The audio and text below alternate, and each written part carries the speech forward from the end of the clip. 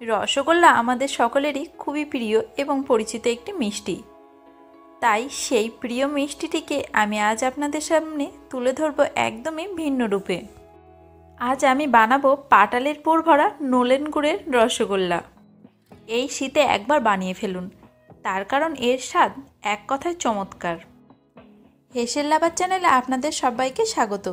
তো চলুন এবার শুরু করি পাটালির পুর ভরা নলেন গুড়ের রসগোল্লা। তার জন্যই প্রথমে আমি ছানা বানিয়ে দেখাবো। আমি খুব অল্প পরিমাণে এই রসগোল্লা বানিয়েছিলাম, তাই নিয়েছি 700 ml লিকুইড দুধ। এদিকে একটা পাত্রে নিচ্ছি 1.5 টেবিল চামচ ভিনিগার। আপনারা যদি আরও বেশি দুধের বানাতে চান সেক্ষেত্রে দুধের পরিমাণটা বাড়িয়ে নেবেন, আর অন্যান্য মাপগুলো সেইভাবে বাড়িয়ে কমিয়ে নিতে পারেন। এবার এর মধ্যে যোগ করছি 2 টেবিল চামচ পানি।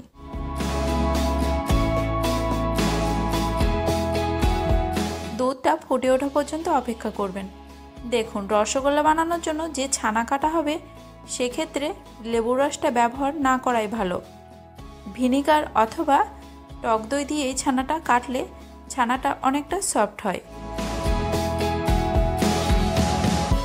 দুধটা ফুটে উঠলে গ্যাসের আঁচ বন্ধ করে দেবেন, আর ভিনিগার মিশ্রিত পানিটা অল্প অল্প করে যোগ করবেন আর এভাবে নাড়তে থাকবেন।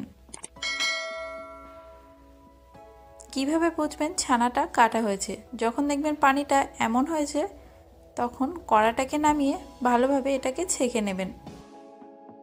আমি এখানে ছানাকে বড় ছাঁকনিতে রেখে পানি ঝরিয়ে নিচ্ছি এবং এর মধ্যেই রেখে দেব। আপনারা চাইলে এখানে সুতির কাপড়ে ব্যবহার করতে পারেন। উষ্ণ গরম পানি দিয়ে ছানাকে ভালোভাবে ধুয়ে নিতে হবে যাতে ভিনিগারের কোনো গন্ধ এর মধ্যে না থাকে। দেখুন, এখানে কোনোভাবে ঠান্ডা পানিটা ব্যবহার না করাই ভালো, সেক্ষেত্রে ছানা শক্ত হয়ে যেতে পারে। খুব ভালোভাবে এভাবে চেপে দিচ্ছি যাতে এর মধ্যে পানি না থাকে। তারপর এটাকে রেখে দেব 1 ঘন্টার মতো। এদিকে এটাকে রেস্টে রাখবো। তারপর এদিকে একটা কড়াইতে আমি দিচ্ছি 1.5 কাপ নলেন গুড় আর 3 কাপ পানি দেব। রসগোল্লার রসটা হবে কিন্তু পাতলা, খুব বেশি ঘন করবেন না। দেখুন, রসগোল্লা বানানোর ক্ষেত্রে ছানা থেকে খুব চেপে পানি বার করা যাবে না। নিচে থেকে যতটা পানি ছাড়বে আর হালকা একটু চাপ দেবেন। খুব বেশি পানি বার হলে কি হবে, ছানাটা শক্ত হয়ে যাবে। আবার খেয়াল রাখবেন যেন খুব বেশি পানি না থাকে। যোগ করছি 1/2 টেবিল চামচ ময়দা, আর টেস্টটাকে বাড়ানোর জন্য 1 চা চামচ পাউডার দুধ, 1/2 চা চামচ চিনি দিচ্ছি। চিনিটা দিলে কি হয়, রসগোল্লার ভিতরে দেখবেন একটা জালি জালি ভাব থাকে, সেটা এই চিনিটা দেওয়ার কারণেই হয়। হাত দিয়ে এবার ভালোভাবে মিশিয়ে নেবেন এবং এই কাজটা করবেন 5 থেকে 7 মিনিট। একটা থালায় নিয়ে এক পাশে ছানা নেবেন আর এক পাশ থেকে অপর পাশে এভাবে হাত দিয়ে চেপে নিয়ে যাবেন।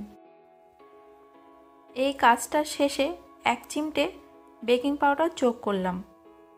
খুব বেশি সময় ধরে কিন্তু এই কাজটা করবেন না। এবার গোল করে নেব। পরিমাণ মতো একটু ছানা নিয়েছি এবং এভাবে গোল করে নিতে হবে। যেহেতু আমি পুর ভরব তাই খুব ভালোভাবে প্রথমে গোল করলাম না। হাতে চাইলে সামান্য একটু তেল নিতে পারেন, খুব বেশি নেওয়ার প্রয়োজন নেই। এবার আপনাদেরকে পুর ভরে দেখাবো। আমি এখানে একটু পাটালি গুড় নিয়েছি। আঙুল দিয়ে মাঝখানটা একটু এরকম গর্ত করে নেবেন। তারপরে অল্প একটু পাটালি নিয়ে গোল করে এর ভিতরটায় দিয়ে দেবেন।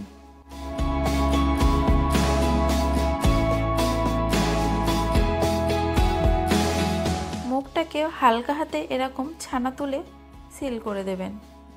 খেয়াল রাখবেন যেন পুরটা মাছ পজিশনে থাকে। এবার হাত দিয়ে খুব ভালোভাবে গোল করে নেবেন। একইভাবে আমি সবগুলোকে বানিয়ে নেব।